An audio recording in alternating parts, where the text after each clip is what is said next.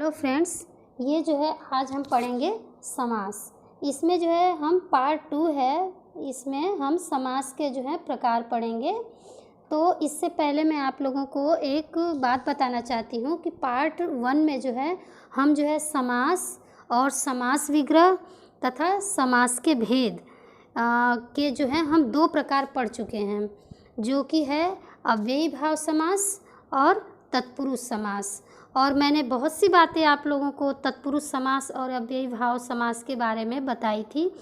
तो ये पार्ट 2 जो वीडियो है मेरा, ये देखने से पहले आप पार्ट 1 ज़रूर देखें, तब आपको बहुत अच्छे से जो है पार्ट 2 समझ में आएगा। इसलिए इससे पहले आपको पार्ट 1 देखना ज़रूरी है। तो चलिए, इसका जो बाकी जो प्रकार बाकी था, बाकी जो भेद बाकी था, वो मैं समास का आप लोगों को इस वीडियो में बता रही हूँ। तो हमारा तीसरा जो है वो है कर्मधारय समास। जिस समास में पहला पद विशेषण तथा दूसरा पद विशेषण का विशेष्य होता है, अथवा पूर्व पद और उत्तर पद में उपमान और उपमेय का संबंध होता है, उसे हम कर्मधारय समास कहते हैं। तो फ्रेंड्स, इसमें क्या होता है, देखिए नील कमल उदाहरण इसमें दिया हुआ है। तो नील कमल में क्या है, कमल जो है कमल की विशेषता को बता रहा है। नील यानी कमल जो है कैसा है, नीला है, तो ये कमल की विशेषता को बता रहा है। तो इसमें नील जो है इसमें विशेषण है और कमल जो है ये विशेष्य है। तो ये विशेष्य विशेषण जो है नील है, क्या है, विशेषण पहले आ रहा है और उसके बाद विशेष्य आ रहा है। ये पूरा मिला के हमारा क्या है, समस्त पद है। ये मैंने आप लोगों को इसके पहले वीडियो में बताया था। तो उसी तरह से ये जो समस्त पद है, समस्त पद में पहले पद को हम क्या कहते हैं, पूर्व पद कहते हैं, और दूसरे पद को हम क्या कहते हैं, उत्तर पद कहते हैं। तो इसमें क्या है कि पूर्व पद जो है विशेषण है और उत्तर पद जो है कमल है। कमल में क्या है कि कमल की जो है वो जो है पूर्व पद विशेषता बता रहा है। तो नीला है जो कमल, तो जो कमल नीला है यही इसका विग्रह हो गया, वेरी सिंपल। इसी तरह से है पीतांबर। अब क्या है पीतांबर, इसमें भी 2 शब्द हैं, एक तो है पीला और दूसरा है अंबर यानी कि वस्त्र। तो जो वस्त्र पीला है, इसमें वस्त्र की विशेषता बताई गई है पूर्व पद में, यानी कि जो वस्त्र पीला है वह पीतांबर। फिर है महादेव।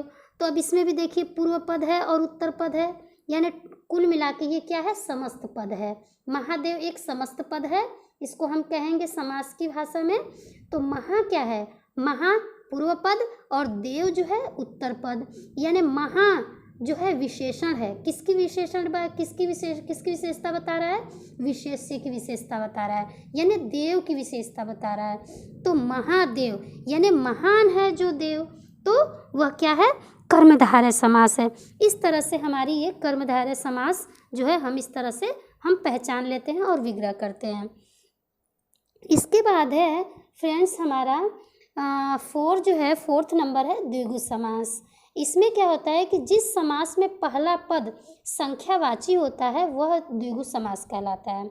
इसमें जो होता है फ्रेंड्स हमेशा जो है इसमें संख्या का बोध होता है, इसमें संख्या का बोध होता है और एक समूह की बात बताई जाती है, चाहे वह 2 हो, 3 हो, 4 हो, 5 हो, 6 हो, 100 हो, 60 हो, जो भी हो, इसमें संख्या बताई जाती है केवल, और इसमें एक ग्रुप की बात की जाती है, एक समूह की बात की जाती है।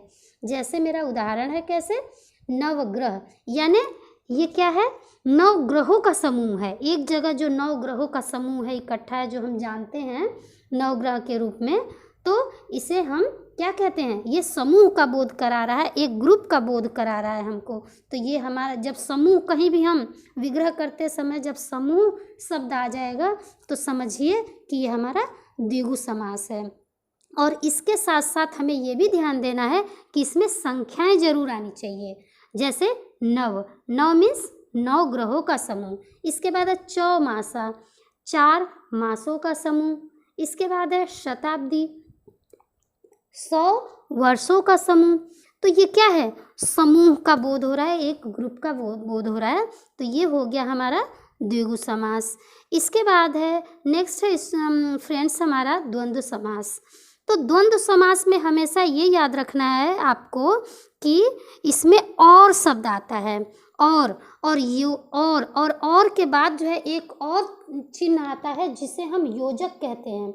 योजक यानी ये जैसे कि माइनस जैसा हमें कुछ दिखता है, तो ये जब हमारा पद समस्त पद देगा तो दो पदों के बीच जो है ये योजक शब्द हमें जरूर दिखाई देगा, तो उनके बीच में हमें और का प्रयोग कर देना है विग्रह करते समय।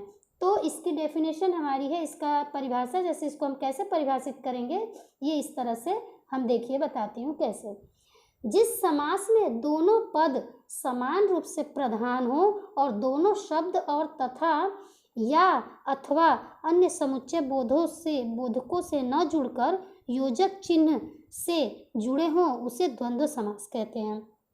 यानी फ्रेंड्स इसमें जो है माता और पिता, इसमें दोनों हमारा क्या है, कैसे पद है, इसमें दोनों पद की समान महत्ता है, यानी माता और पिता, और बीच में क्या है, योजक चिन्ह है। तो जब भी हम योजक चिन्ह को देखेंगे तो ये क्या है, पूरा मिला के माता पिता, यानी योजक चिन्ह के जगह पे हम क्या लगा देंगे, और लगा देंगे। जब बीच में और आ जाएगा विग्रह करते समय तो वो हमारा वेरी सिंपल द्वंद्व समास हो जाएगा। इस तरह से हम उसको बहुत आसानी से पहचान जाएंगे कि ये हमारा जो है द्वंद्व समास है।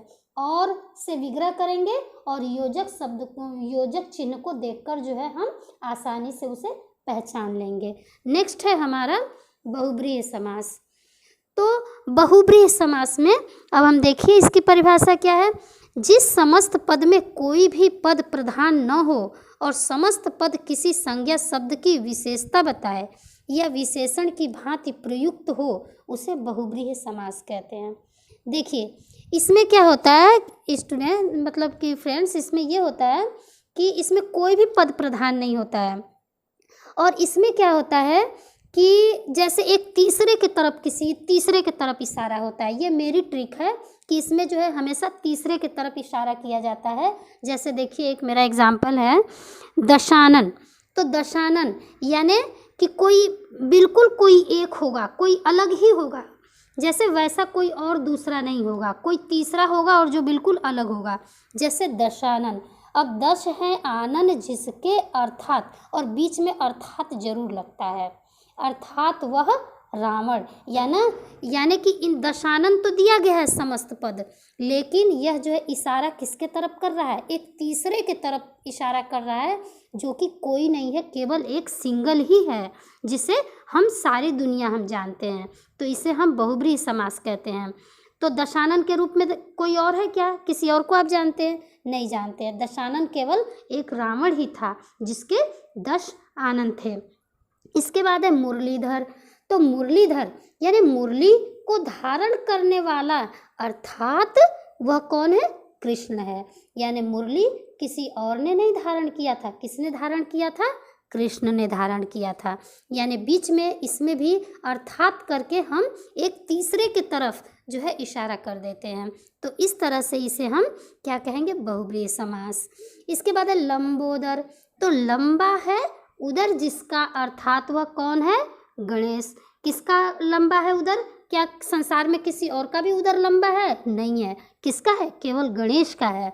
तो इसलिए हम एक तीसरे की तरफ इशारा कर रहे हैं और वो है गणेश। तो जब कभी भी हम तीसरे की तरफ इशारा करेंगे तो वो हमारे हो जाते हैं बहुब्रीहि समास, यानी इसमें पूर्व पद और उत्तर पद की कोई प्रधानता नहीं होती है।